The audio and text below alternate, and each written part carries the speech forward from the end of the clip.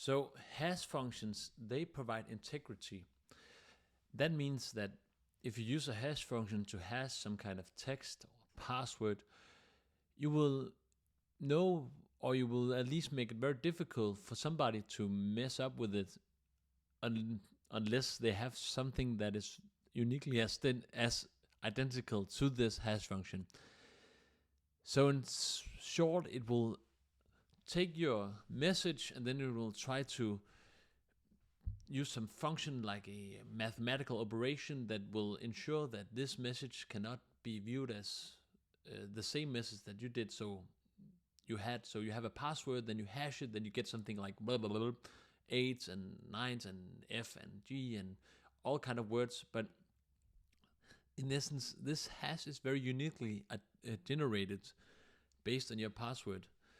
But it will make it impossible for somebody at least to look at it and say, oh, this is your name, ABC, and your birthday, which is very common and should not be used to generate passwords, which is best practice. But they will just see something gibberish.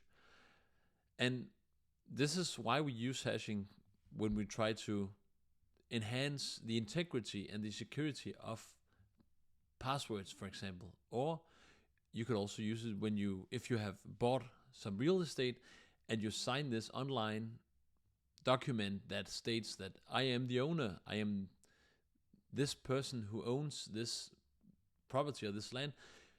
You will have a very unique hash value or hash that is unique to you and that is very hard to replicate, because hash functions are developed by very smart people and institutions are constantly being better and better and replaced by new functions that will make it very hard for people to generate a hash that could, in this case of real estate purchase, be somebody else than you. So they will actually be able to say, if they were able to generate a hash that was exactly identical to your identity's hash, then they could generate a hash and they could own your property.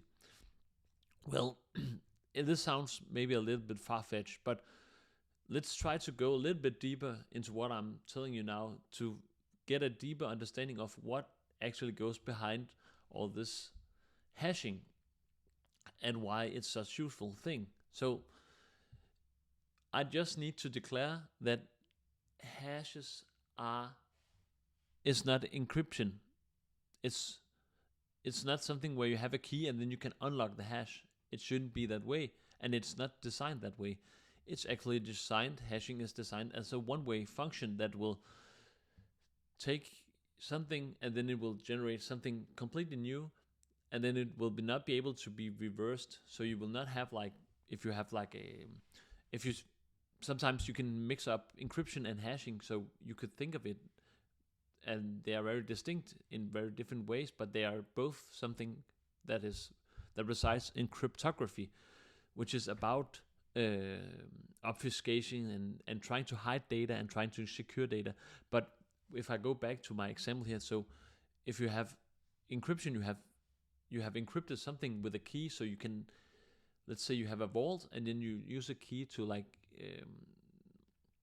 to secure this vault, and then you will have the key, you have a number that you will turn 2 times this way, 3 times that way, and then you will unlock the vault. But in hashing, it's actually just not unlocking. You just take something randomly chosen number and then you try to hash this, or you have some kind of in these algorithm. I'm not supposed to go into this because this is something for the very clever girls and boys, but that have some kind of crazy mathematic algorithm that takes something and then puts it through something that like turns it around, spins it up, swap, and then you get something that is a fixed sized input. That's what we need to know, that what we need to be sure of, that it's a fixed sized input. So we get we expect the same size of output. So and then this output is like gibberish, and then it will be only one way function. Well, let's go on, and then let's just see something where you don't have to think about what I've just said. Well, you can consider that, but you should really look at how we could apply this in real world scenarios. So a smart way is for message authentication, that we can authenticate these messages by comparing some hashes.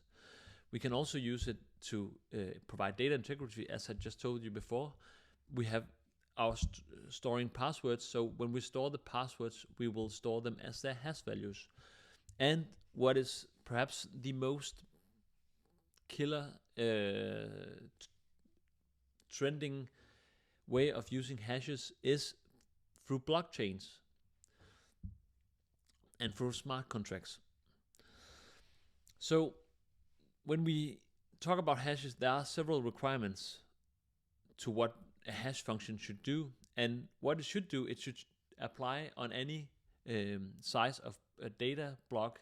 So we have a message, hello world, I am Simon, or hello world, I am Alice or Bob, and then I will need to use the hash function, and the hash function should be able to take any size that I'm writing here, any length of my letter or image or whatever data that is convertible into bits, and then we can apply this hash function. That's a requirement, and we should also get this fixed output, so we always know what output is, how long the output is, and that's also actually a good way to increase memory efficiency.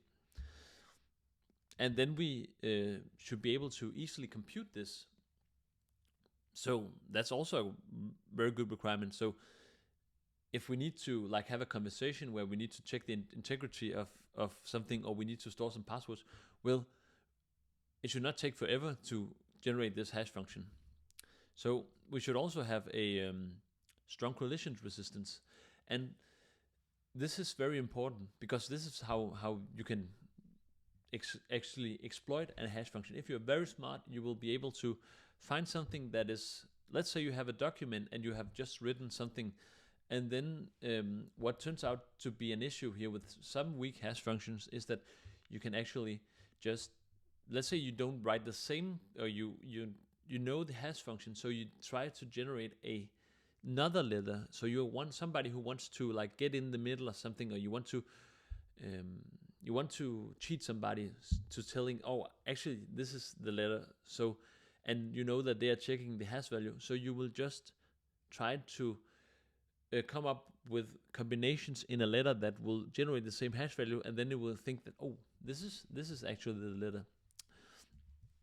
And so that's something very important, that you some way avoid that you take advantage of these fixed output lengths that somehow can be, and this is very very important when these smart guys as NSA or in Belgium or wherever they try to develop these, or girls, they will be very smart to come up with ways that, as a layman, or as I am not really truly aware of what goes on, but to avoid these way is, and that's a very important topic when we speak about cybersecurity.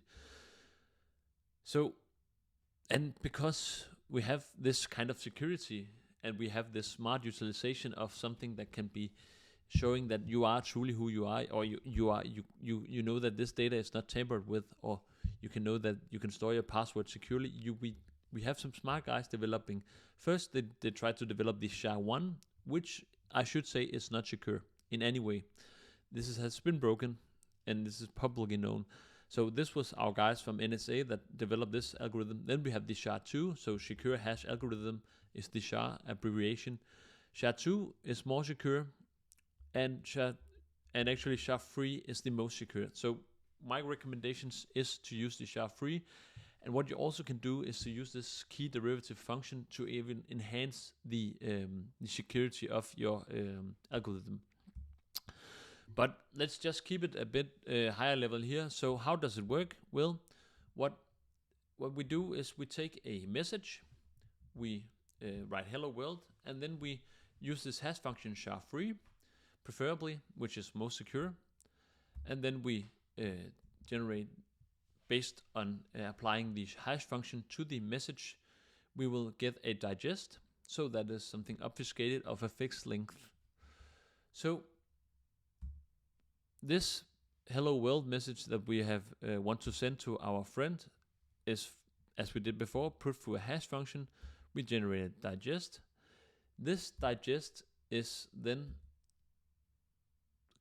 sent on, like we take this digest and then we couple it, add it to our letter here, or our email to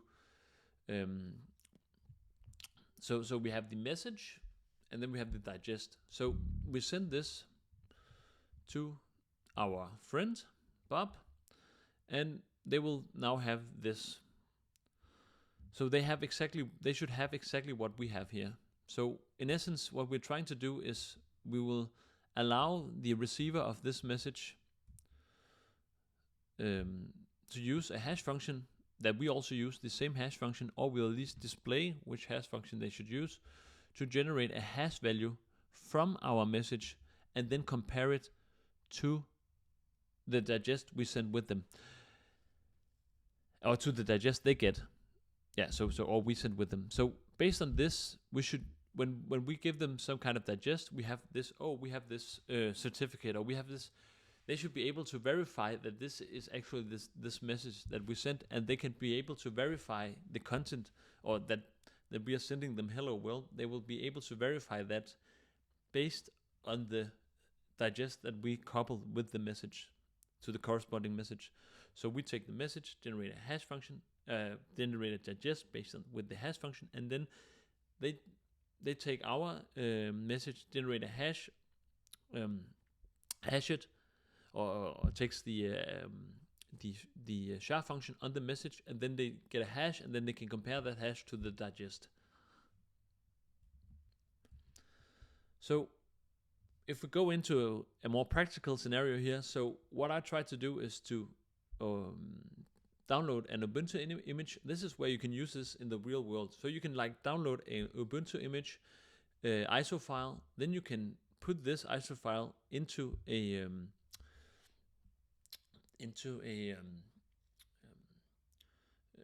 SHA algorithm. So you can use this SHA 256 sum, and then you can actually get here, as we see 9FD22 EEDFF, and then we take this and then we compare it to an available digest on this CDI image. So we should compare these two, and then we'll see they are the same. And now we know that if we get this from a reliable source online, or and compared to more, we'll know that this is the correct image that we got from the actual Ubuntu site. Thank you for watching, and stay tuned for more videos on hashing.